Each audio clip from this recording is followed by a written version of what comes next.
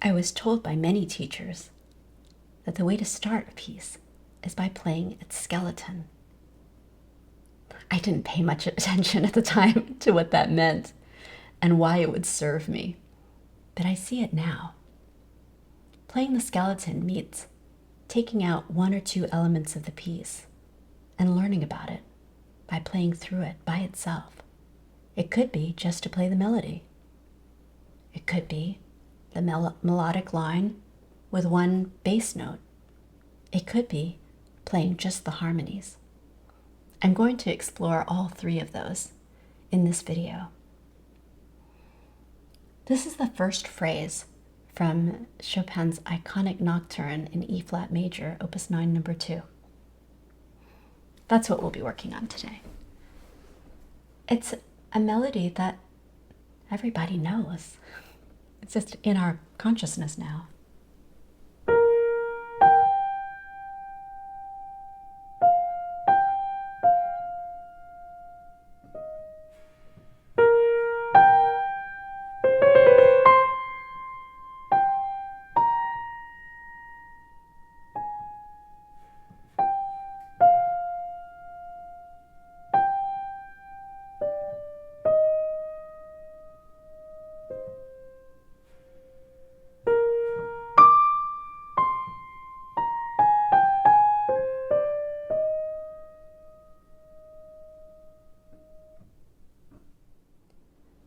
Because I've heard that melody so many times, perhaps I'm already familiar with how I want to phrase it, how I want to shape it and color it.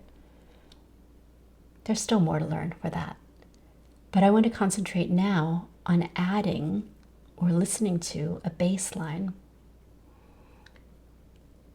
This bass line is filled with color and possibility. I start, though, by just playing one note of the bass. The first note of each beat. Well, of 4 beats in a measure here.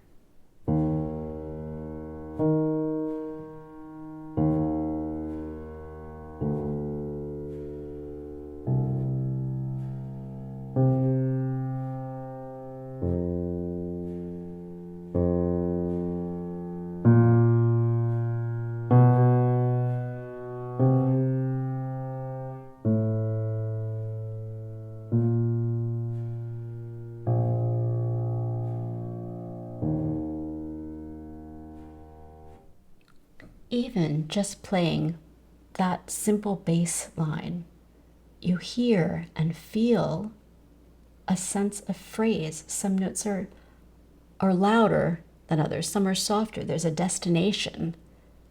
There's a phrase happening. It's not just play the bass note and hope it comes out. There's a relationship. So then we might put that together.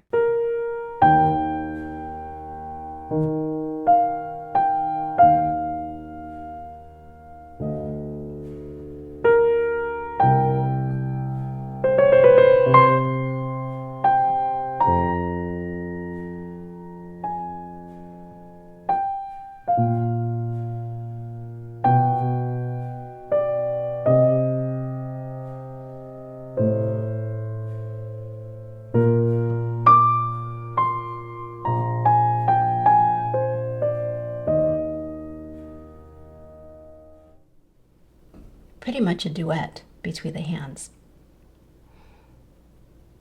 There's another element, though. There are many more, but the third one would be to explore the harmonies of the left hand by itself. They're changing constantly, kind of like a kaleidoscope. You know, when you look through the kaleidoscope and you see one frame, and you turn it slightly and the colors change. Could be subtle, could be very strong. But with each turn, there's something happening. In the music, I want to know what's happening. So we explore it by itself. Let's listen to the first couple of harmonies. We start off in E flat major. Fine. Then we go to this.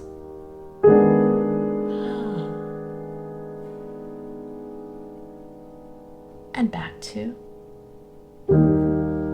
flat major.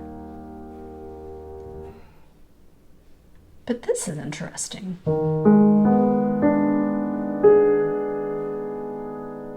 So when I get to that chord, I want to color it. It will be different from here. And what happens when I go to the next chord? Back home, the next chord. Ah, the bass moves.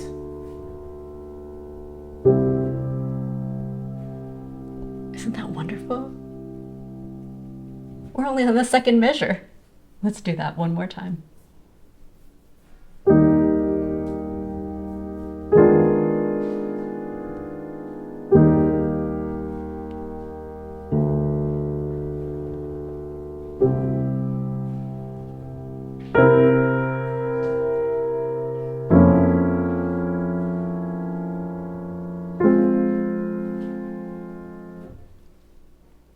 The last chord was too loud.